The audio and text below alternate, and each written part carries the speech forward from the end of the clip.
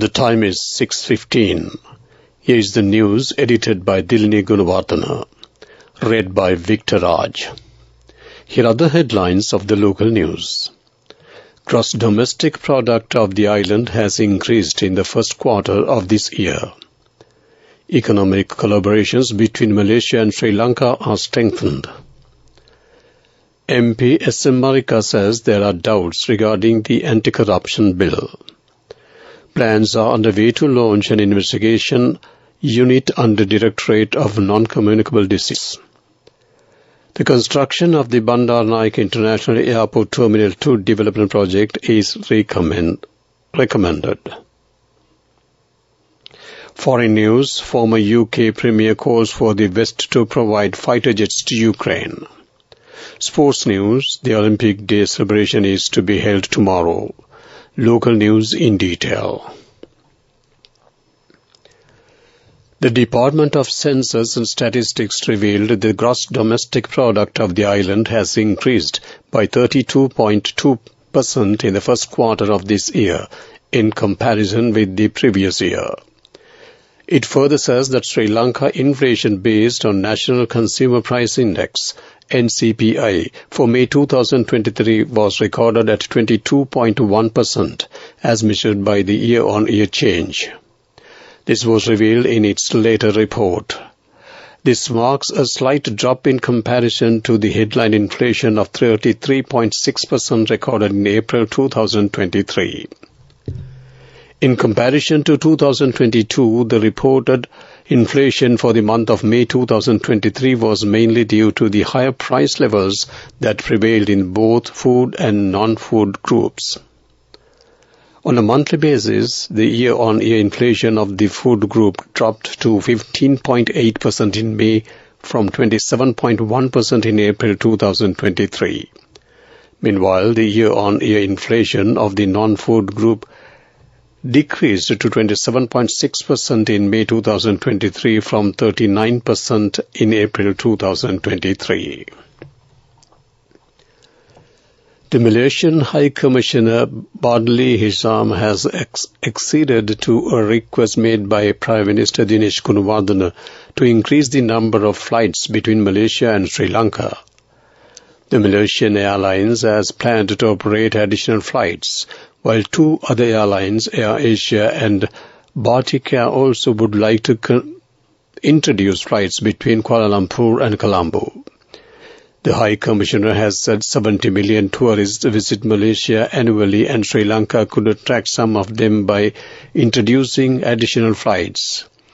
He added that Sri Lanka could be a major airline hub for massive traffic between the West and East. Prime Minister Gunawardana has urged Malaysian entrepreneurs to enter into new areas of investments in Sri Lanka in addition to the growing hospitality industry. Malaysia has amongst the top 6 investment partners of Sri Lanka in recent years. Bilateral relations with a special emphasis on enhancing trade and investment cooperation were discussed when Malaysian High Commissioner Badli Hisham Adam called on the Prime Minister at Temple Trace. Premier Gunawardana also thanked the government and people of Malaysia for donation for medicine and medical supplies worth nearly 1 billion rupees. The Parliament met at 9:30 this morning. The second reading of the anti-corruption bill was taken up for debate. The bill to support and protect crime victims and witnesses and the bill to amend the Code of Civil Procedures were also debated in the Parliament today. State Minister Shahan Singh said that the government is paying close attention to prevent the corruptions and fraudulent activities. Much legislation will be introduced in order to curb corruptions. It will have a positive impact on the progress of the country. Further, it will showcase transparency of the country and attract more investors into the market. He also said that new rules and regulations should be introduced to overcome the prevailing economic crisis. State Minister Mohan De Silva emphasized the significance of anti-corruption bill in the prevailing context. He added that the opposition should work in a responsible manner in this regard. MP Maithripala Sirisena said that the government should take the responsibility of eliminating fraud and corruption. Meanwhile, MP SM Marika alleged that there are doubts regarding the bill. He said that this bill could be used to cover up many fraudulent acts, such as nano-fertilizer deal for rat kits and the central bank bond fraud. This news comes to you from the Sri Lanka Broadcasting Corporation. The main news story is brought to you by Siddhalepa Vedamahatmya. An investigation unit has been established by the Directorate of Non-Communicable Diseases, NDC of the Ministry of Health, in order to probe the recent traffic accidents that have taken place in the island. Speaking in this regard, consultant community physician Dr. Samith Sirithunga pointed out that nearly 1 million people receive inpatient care in Sri Lanka public hospitals due to accidents. He said that this is not limited to Sri Lanka but also has become a critical issue across the world. In the local context, nearly 3 to 4 million injuries that require medical attention are caused by accidents every year. Moreover, Dr. Sirithunga noted that when considering the number of deaths caused by accidents, nearly 10,000 to 12,000 deaths are being reported per year, with an average of nearly 32 to 35 deaths being reported per day. Expressing his concern in this regard, Dr. Sirithunga explained that as the DDC, a decision has been taken to investigate each of these accidents in order to determine a course. Minister of Port, Shipping and Aviation says that the construction of the Bandaranaike International Airport Terminal 2 development project has been recommenced. This is expected to meet the further demands of the tourism and the aviation industry. Construction will be done under the supervision of the Japan Airport Consultation Corporation. The estimated expenditure is 500 million rupees, which will be granted by the Airport and Aviation Service Sri Lanka Private Limited. That ends local news. Moving on to main news story. A comprehensive program has been established to conduct regular inspections of institutions and premises for dengue control in the Western Province. Under this initiative, specific inspection days have been assigned for different types of establishments. Private schools, government schools, preschools, private educational institutions, and higher educational institutions will be inspected every Monday. Construction sites will be examined on Wednesdays, factories on Tuesdays, other private institutions on Thursdays, and other government institutions on Fridays. Additionally, houses, gardens, and religious shrines will undergo inspections on weekends, with houses and gardens on Saturdays and religious shrines on Sundays. That ends main news story. The main news story was brought to you by Siddhalepa Vedamahatmya. Moving on to Watchlight, Sri Lanka Police has introduced an emergency hotline for the members of the public to lodge complaints about specific unlawful activities. Accordingly, complaints about narcotics, organized crimes, large-scale environmental destructions, and dragging incidents at higher educational institutes can now be forwarded via the 1997 hotline. That ends Watchlight. Moving on to world news, let's take a look at the headlines. Former UK Premier calls for the West to provide fighter jets to Ukraine. Joe Biden calls Xi Jinping a dictator a day after Beijing talks. Elon Musk says Tesla is to come to India as soon as possible. World news in detail. Former British Prime Minister Boris Johnson has called for the West to focus on ensuring a Ukrainian victory and equip Kyiv with F-16 fighter jets. In a video posted on Twitter, Johnson said they need to focus on the Ukrainian counteroffensive and make sure that the Ukrainians had everything that the Ukrainians could possibly need. Meanwhile, diplomats from dozens of countries will meet tomorrow in London to attend a 2-day conference on aiding Ukraine's recovery. U.S. President Joe Biden has called Chinese President Xi Jinping a dictator at a fundraising event in California.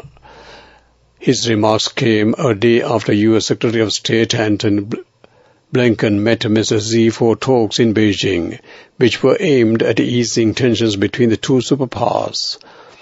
Mr. Biden also said Mr.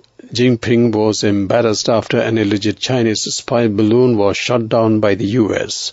China has said it firmly opposes Mr. Biden's comments. Tesla CEO Elon Musk has said that the electric car maker will be in India as soon as possible. His comments followed a meeting with the Indian Prime Minister Narendra Modi, who is on a state visit to the U.S. The Indian government said it had invited Mr. Musk to explore investment opportunities in electric mobility and the commercial space sector. Mr. Musk said he was trying to figure out the right time to make that happen. To wrap up the world news, let's take a look at the headlines once again. Former UK Premier calls for the West to provide fighter jet to Ukraine. Joe Biden calls Xi Jinping a dictator a day after Beijing talks. Elon Musk says Tesla is to come to India as soon as possible. That ends World News. Development News is brought to you by Vacancies for women from Deshakti Lanka for housemaids in Kuwait, Oman and Saudi Arabia for ages 23 to 58 years. Contact number 037 7500 500. Starting direct flight services between Seychelles and Sri Lanka, the maiden flight from Seychelles arrived at Katunayake Bandar Naik International Airport from the Victoria Airport early today. The inaugural flight of the Air Seychelles, the national carrier of Seychelles from Seychelles to Colombo, HM262, operated by an Airbus A320 neo aircraft carrying 110 passengers and 6 crew members, touched ground at 3:50 a.m. and was welcomed by a celebratory water cannon salute after arrival at BIA. That ends Development News. Vacancies for women from Deshakti Lanka for housekeepers, home cooks, caretakers and home nurses in Kuwait, Oman, Saudi Arabia and Singapore for ages 23 to 57 years. Salaries starting from 156,000 rupees. Interviews with foreign agents are now on. Come whether you have a passport or not. Branches, Colombo, Kurunagala, Anuradhapura and Matara. Contact number 037 7500 500. Moving on to sports news, the National Olympic Committee (NOC) will celebrate the Olympic Day on June 23rd at the Vihara Mahadevi Park at 3:30 p.m. This is an annual event celebrated by the Olympic committees around the world on this day. The parade of 1.5 kilometers will commence adjacent to the Colombo Municipal Council at 3:30 p.m. and finishes at the Vihara Mahadevi Open Air Theatre. NOC Sri Lanka has arranged other programs and cultural shows to keep the crowd entertained throughout the evening. That ends sports news. Go ekak thiyana youth eකට life එකේ change එකට නියමෙට set වෙන්න ඇත්තට පුගින හැබැයි කරන්න youth එකට නියමෙට set වෙන්න friendship එක මෙන්න. The all new NSB Ithru Mithru account, NSB IM, a plan for your dream. Business News, sponsored by National Savings Bank, the safest place for your money. HNB PLC was once again recognized as Sri Lanka's undisputed leader in the retail banking when it was awarded the Retail Bank in Sri Lanka Award for the 13th consecutive occasion at the Asian Banker Global Excellence in Retail Financial Services Awards 2023. HNB Deputy General Manager, Retail Banking Group Sanjay Vijayaman accepted the award on behalf of the bank at this ceremony held at Shangri-La Hotel, Bangkok, Thailand. That ends Business News. Business News, sponsored by National Savings Bank, the safest place for your money. Go එකක් තියන youth එකට life එකේ change එකට නියමෙට set වෙන්න ඇස් වහගෙන දැකපු වීන හැබැයි කරන්න youth එකට නියමෙට set වෙන්න friendship එක මෙන්න The all-new NSB Ithru account. NSB IM, a plan for your dream. Moving on to economic news, Labour and Foreign Employment Minister Manusha Nanaikara announced plans to digitalize the entire Foreign Service Centre in order to liberate the Foreign Employment Centre from the clutches of the traffickers. Furthermore, the minister emphasized that this initiative would empower the Foreign Employment Bureau to thwart unnecessary interference and combat illegal activities effectively. He further revealed that under the guidance of President Ranil Wickremesinghe, the Ministry of Finance has constituted a committee to oversee the implementation of this program. That ends economic news. Weather report. Severe spells of showers will occur in the western Sabaragamuwa, central and northwestern provinces and in Gol and Mathura districts including Putlam. A few showers will occur in the north central province and in Kurunegala district. Showers or thunder showers may occur at a few places in Ubud province and in the Ampara and Batiklo districts during the evening or night. Strong winds about 40 to 45 km/h can be expected at times in western slopes of the central hills, North Central Province and the Putlam, Hambantota and Trincomalee districts. That ends weather report. To wrap up the evening news on Radio Sri Lanka, let's take a look at the headlines once again. Gross domestic product of the island has increased in the first quarter of this year. Economic collaboration between Malaysia and Sri Lanka are strengthened. MPS Marika says there are doubts regarding the anti-corruption bill. Plans are underway to launch an investigation unit under Directorate of the Non-Communicable Diseases. The construction of the Bandar Naik International Airport Terminal 2 development project is recommenced. Foreign news, former UK Premier calls for the West to provide fighter jets to Ukraine.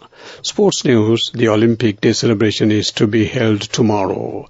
With that, we bring to an end the evening news broadcast on Radio Sri Lanka. Back to my good friend at US Ramesh Paris. Thank you, Victor, and that was Victor Raj with this evening's news bulletin. And may I take this opportunity to wish you a pleasant evening indeed.